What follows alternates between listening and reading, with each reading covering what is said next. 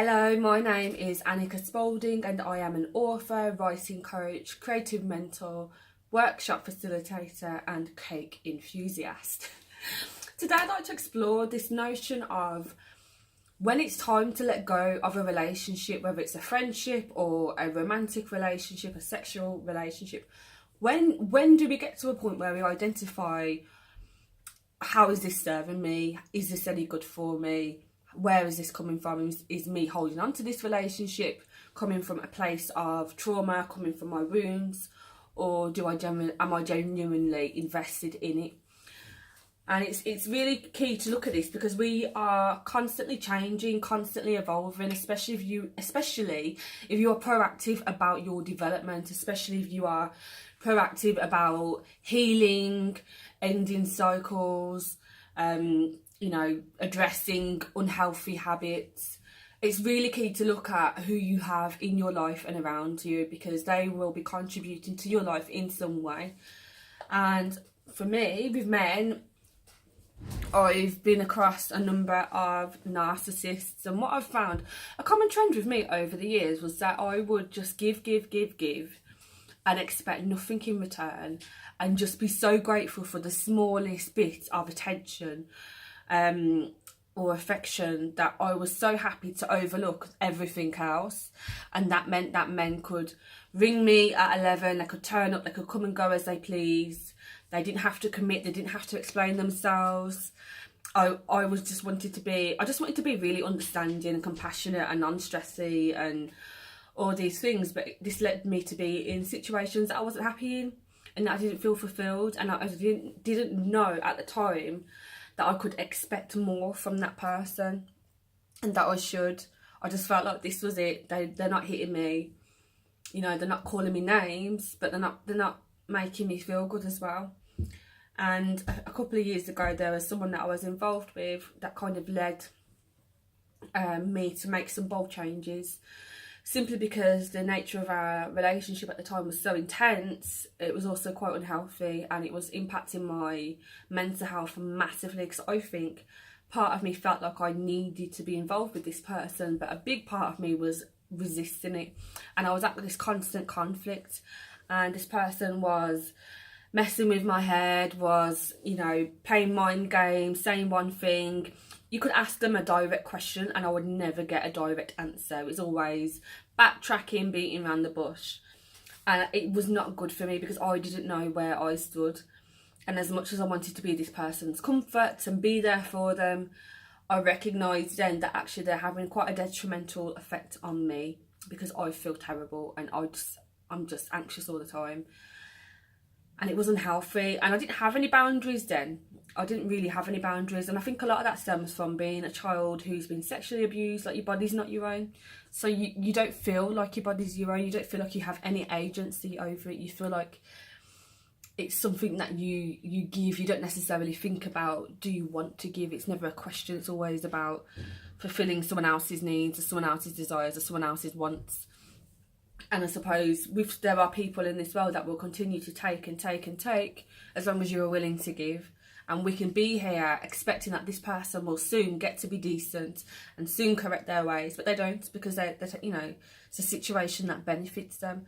So ultimately, it means that we have to kind of step into our power, and what that looks like means, for me, it meant creating a boundary. So for me, it meant blocking that person, sending a message to explain, like, I've enjoyed our time together, but I can't see us moving forward. And then just blocking them, because it's the constant contact. Because the way that I see it is that not everybody deserves access to you. So for me, I was saying to myself, if I know that, why am I allowing this person to keep coming and going as they please when it's making me feel rubbish? So I blocked that person, and it was really difficult, because I felt like I owed this person my love when I didn't. I felt like I owed them my time and I needed to be available for them, but I didn't, because they weren't doing the same for me and they weren't making me feel good. And that change kind of set the tone for what came afterwards. So what came afterwards was this new system of having boundaries, of cutting off toxic people, of explaining myself when I said, explain that it's important for me to put myself first, of not being so fearful of the repercussions that I don't do it at all. And I think that sometimes why we don't make those changes, because we're worried that someone out there is not going to like us, someone's not going to like the decision that we've made. But if it's coming from a place of love, and coming from a place of love for yourself, and you recognise that you're in a situation that is not healthy, that is abusive, is harmful to you, then you are well within your right to remove yourself from it, and nobody has to like it. It's for your own good.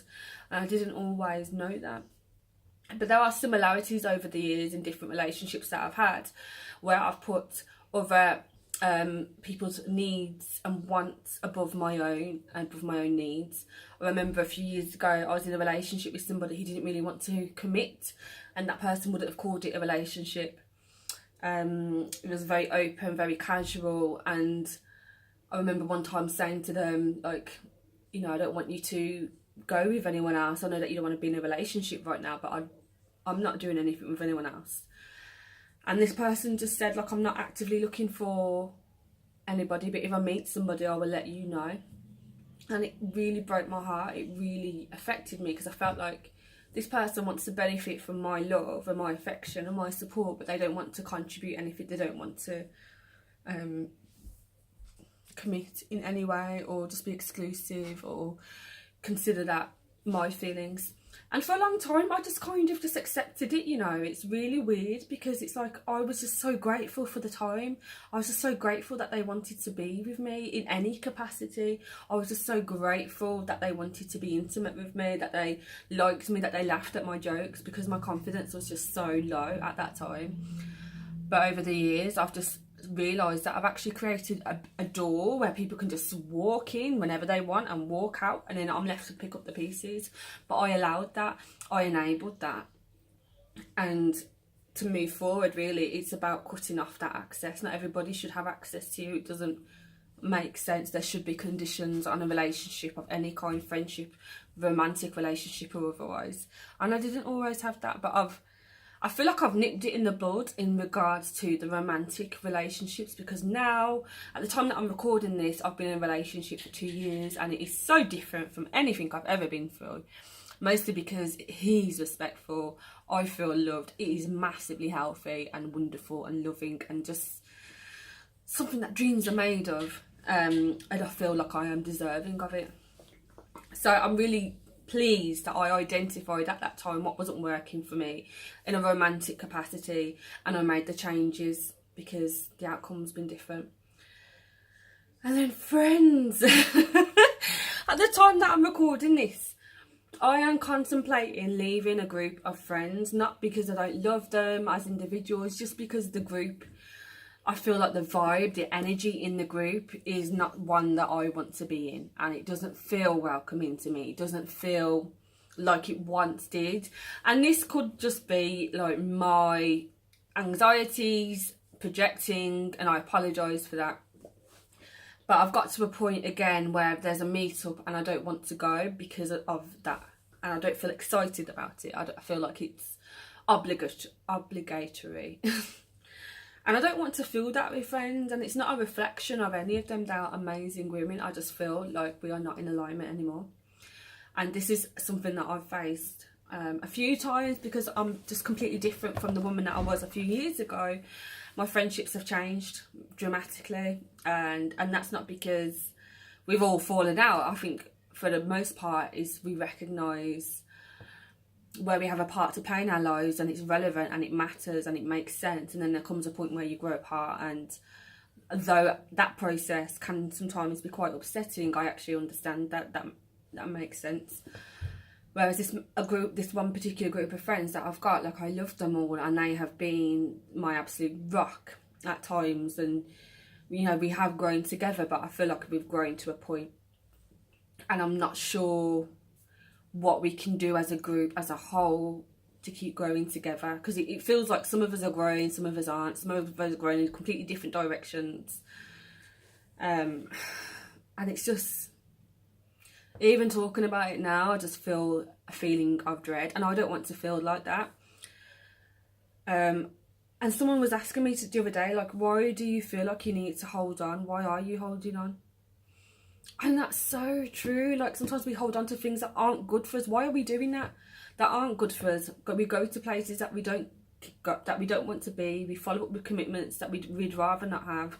Why are we doing that? Like, am I just in a habit of being loyal? Am I just in the habit of being present, of being there? But if I don't want to be there, how much of a good friend am I? Do I really want to be there? Am I really being present?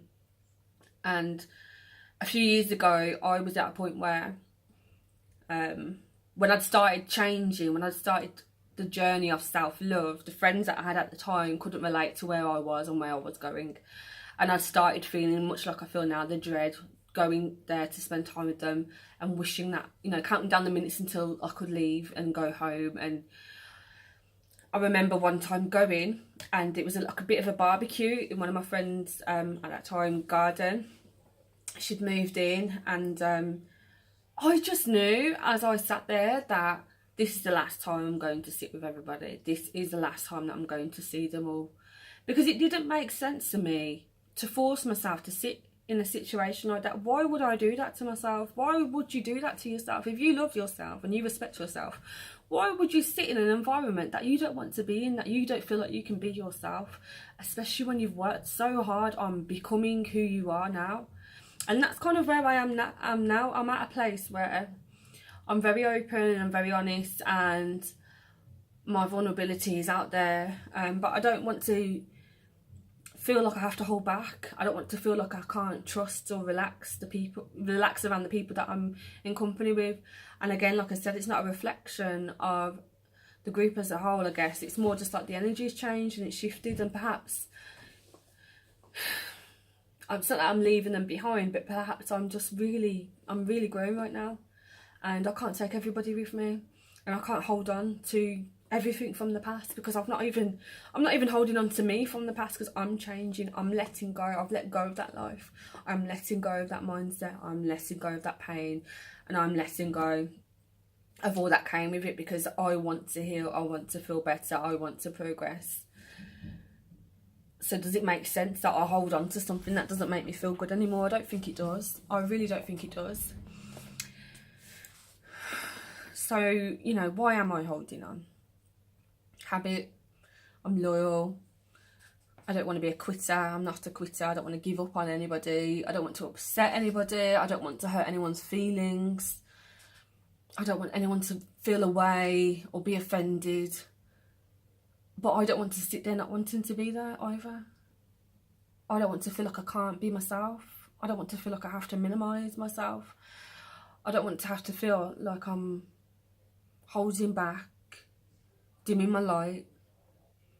Like, I don't want that. And that's how I feel.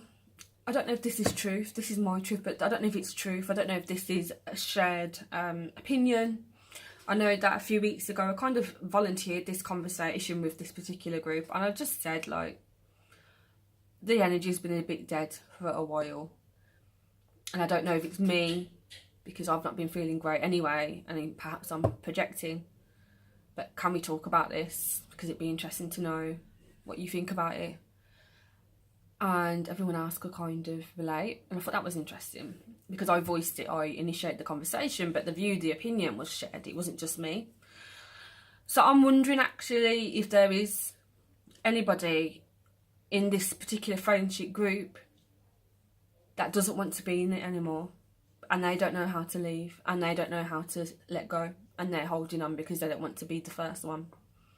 They don't want to be the one that creates the ripple. I was speaking to a friend who was saying, like, sometimes, she said, you distance us, something like this she said, sometimes you distance yourself and you give people the space to grow and to fly, and you let them have their wings and spread them wide and fly and soar. And she said, but also sometimes you let yourself be that one. Sometimes you let yourself have your wings and you give yourself that space to fly, and you leave the nest. And I think that's where I'm at right now. I feel like, even though I love my friends individually, collectively, this particular group, the energy is not what it was. And you can't force energy, you can't force things, and I don't know why we're holding on, but I know that I can't, because it's not good for me. So moving forward, what I'm going to be doing is leaving, is creating boundaries, is being open and honest about where I'm at right now, and just saying, you know what, I'm not feeling this anymore, and while I love you all individually, let's keep in touch in that way, but as a group, it's just not something that I can be a part of anymore, and I'm sorry, but that's where I'm at.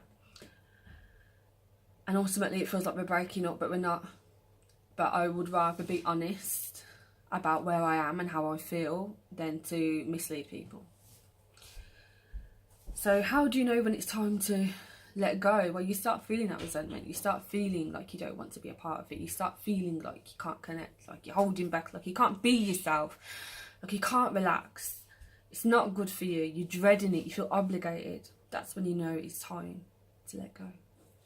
I'd love to know your thoughts, your feedback. If these are any experiences that you have as well, post them in the comments below. Maybe we can talk about it.